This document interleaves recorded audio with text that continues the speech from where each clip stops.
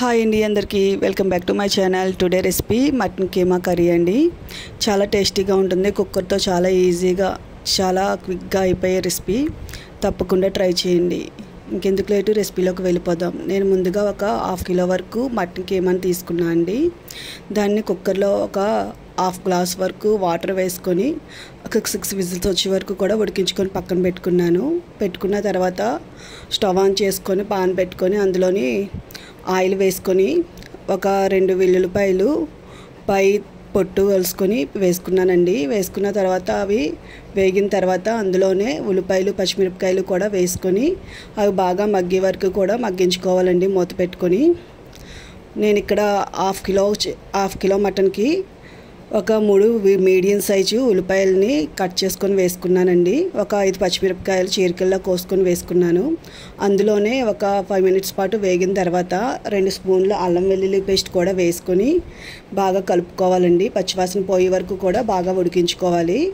అలా ఉడికించుకున్న తర్వాత అందులోనే మనకి రుచికి సరిపడా సాల్టు, కారం, పసుపు కూడా వేసుకొని బాగా మిక్స్ చేసుకోవాలండి. ఇందులో నేను ఒక 2 స్పూన్స్ వరకు కారం వేసుకున్నాను. అందులోనే మళ్ళీ ఒక 1/2 టీ స్పూన్ వరకు పసుపు, రుచికి సరిపడా సాల్ట్ కూడా వేసుకొని బాగా మిక్స్ చేసుకోవాలి. మిక్స్ చేసుకున్న తర్వాత ఒక 10 మినిట్స్ పాటు బాగా మగ్గనివ్వాలండి. కారంలోని పచ్చివాసన పోయే వరకు కూడా అలా బాగా మగ్గించుకోవాలి. ఈలోగా నేను కుక్కర్ విజిల్ వచ్చేసిందండి.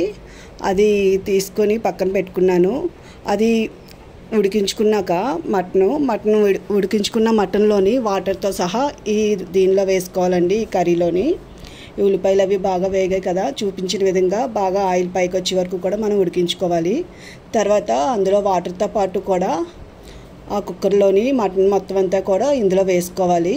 మటన్ కీమాని వేసుకున్న తర్వాత అది హై ఫ్లేమ్లోనే పెట్టి ఒక 10 మినిట్స్ పాటు ఉడికించుకుంటే మనకి మొత్తం అంతా దగ్గర పడి వాటర్ మొత్తం ఆయిల్ పైకి వచ్చే వరకు కూడా బాగా ఉడికించుకోవాలండి. ఉడికించుకున్న తర్వాత ఒక స్పూన్ వరకు మటన్ మసాలా కూడా వేసుకొని బాగా మిక్స్ చేసుకోవాలి. మిక్స్ చేసుకున్న తర్వాత దగ్గర పడిన తర్వాత అందులో కొత్తిమీర వేసుకొని ఒకసారి కలుపుకుంటే ఎంతో టేస్టీగా ఉండే మటన్ కీమా రెడీ అండి. కుక్కర్లో చాలా ఈజీగా చూసారు కదా, ఎంత ఈజీగా అయిపోయిందో. మీరు కూడా ట్రై చేయండి. ఎలా వచ్చింది కామెంట్ బాక్స్లో సెండ్ చేయండి. ఈ వీడియో కానీ మీకు నచ్చినట్లయితే లైక్ చేయండి, షేర్ చేయండి, సబ్స్క్రైబ్ చేసుకోండి. ఇలా బాగా ఉడికిన కర్రీని ఒక డిష్లోకి సర్వ్ చేసుకుంటే చాలా టేస్టీగా ఉంటుంది. మీరు కూడా ట్రై చేయండి.